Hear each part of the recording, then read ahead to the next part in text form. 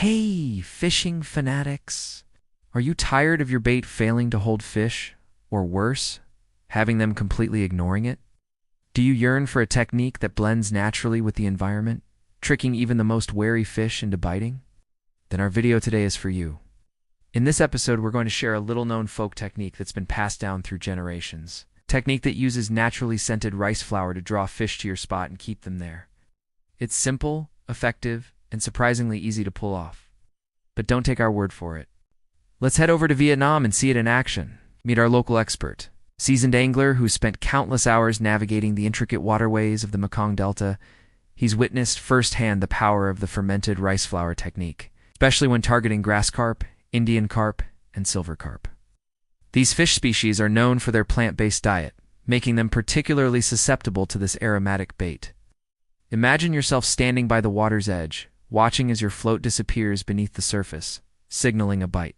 With our step-by-step guide, that dream can become a reality. We'll walk you through the process of creating the perfect rice flour mixture, explain the science behind its effectiveness, and teach you how to use it like a pro. By the end of this video, you'll have all the tools needed to outsmart even the most cunning fish and create unforgettable memories. So grab a drink, settle in, and let's get started. Why do fish go crazy for this scented rice flour? The world of fish is governed by the senses, with smell being their primary navigation tool, especially in murky waters. Light, tangy aromas carry long distances, providing clues about potential meals or mates. This is where the fermented rice flour bait shines. Its delicate, yet enticing fragrance imitates the subtle, yet irresistible scents produced by decomposing aquatic plants or minute aquatic organisms. These scents are like whispers in the water, guiding fish towards the source, which in this case is your hook baited with the fermented rice flour mix. The true magic of this bait lies in its ability to mimic these natural scents found in the fish's everyday environment. This familiarity triggers an innate curiosity and foraging response in the fish, drawing them to investigate and ultimately consume the bait. How to make a tangy aroma with rice flour and fish sauce. The process begins with obtaining high-quality ingredients. Opt for unbleached rice flour, ensuring it's free from additives or preservatives that could compromise the bait's effectiveness. The type of fish sauce also plays a crucial role. Look for a well-aged pungent sauce for the best results. Start by measuring out the rice flour, typically around 1 cup for a standard batch.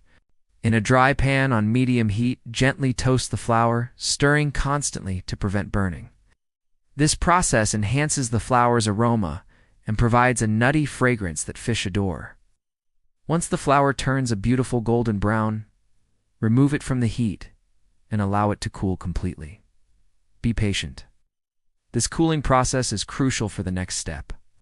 The key to creating a truly irresistible scent lies in the careful combination of toasted rice flour with fermented fish sauce. Begin by diluting the fish sauce with water at a 1:3 ratio.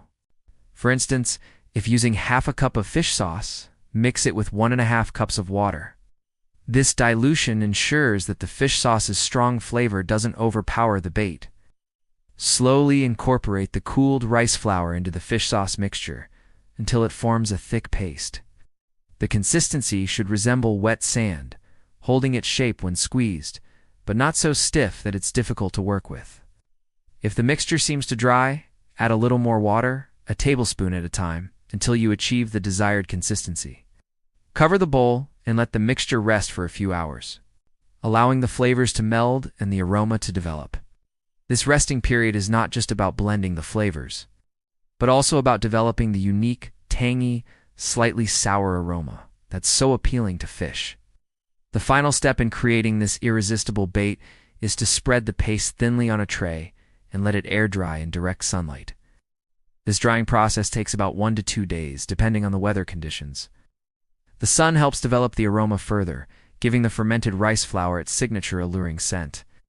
It's essential to check the bait daily during the drying process. The ideal fermented rice flour should smell rich and earthy, not spoiled or unpleasant. If it starts to smell bad or appear wet and slimy, it may have rotted due to excessive moisture. In such cases, discard the batch and start anew. Ensuring the correct drying conditions is crucial for creating high-quality bait. mixing with clay and bait scraps. With the fermented rice flour ready, the next step involves incorporating clay and bait scraps to create a more robust bait. Begin by adding 1 part of the fermented rice flour to 1 part soft clay. The clay serves to bind the bait together, helping it sink and dissolve slowly in the water. This gradual dissolution is key to releasing the scent over time, keeping the fish engaged and enticed. To combine the ingredients, simply mix them thoroughly until they form a uniform, slightly sticky dough. Next, add a handful of bait scraps. These scraps can include crushed worms, fish bits, or other suitable bait materials. They not only add additional scent, but also texture and realism to the bait, making it more appealing to the fish. Again, mix everything well to ensure the scraps are evenly distributed throughout the dough. Now divide the dough into golf ball-sized pieces, forming the individual baits. Roll each piece into a smooth ball, ensuring they are all roughly the same size. This uniformity makes it easier to cast and retrieve the bait, giving you a consistent fishing experience. Before casting, lightly press each ball to flatten it slightly, creating a shape that's more likely to roll rather than tumble end over end. This flattening ensures that the bait travels smoothly through the air, reducing the chances of it bouncing off the water's surface. The result is a ready-to-use bait that's packed with aroma, texture, and visual appeal. This bait is not just a feast for the fish's senses, but also a testament to the ingenuity of traditional fishing techniques. By combining natural ingredients in a clever way, you create a bait that's both effective and sustainable, casting 30 minutes before fishing to keep fish lingering. One of the most crucial aspects of using this fermented rice flour bait is the timing of its deployment. Casting 30 minutes prior to your fishing session allows the scent to spread and establish a hotspot that draws fish closer to your location. This approach ensures that when you drop your line, the fish are already primed to forage in the area, increasing your chances of a bite. To begin, locate a promising spot in the water that meets the criteria for your target fish species. Ideally, the spot should be in the range of 3 to 6 feet deep and situated near patches of grass or submerged rocks. Such areas provide cover and attract fish seeking refuge and nourishment. Approach the spot quietly and cast your bait accurately to drop it within the target zone. Once the bait is in the water, allow it to rest for 30 minutes. During this waiting period, the scent of the bait gradually diffuses into the water, creating a tantalizing trail that leads back to your hook.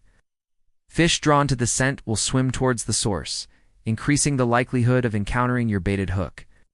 After the 30-minute waiting period, begin your fishing session. Cast again to refresh the scent trail and wait patiently for a bite. As you cast, ensure that each subsequent cast lands within the 6-foot radius of your initial cast, keeping all your bait balls within the established hotspot.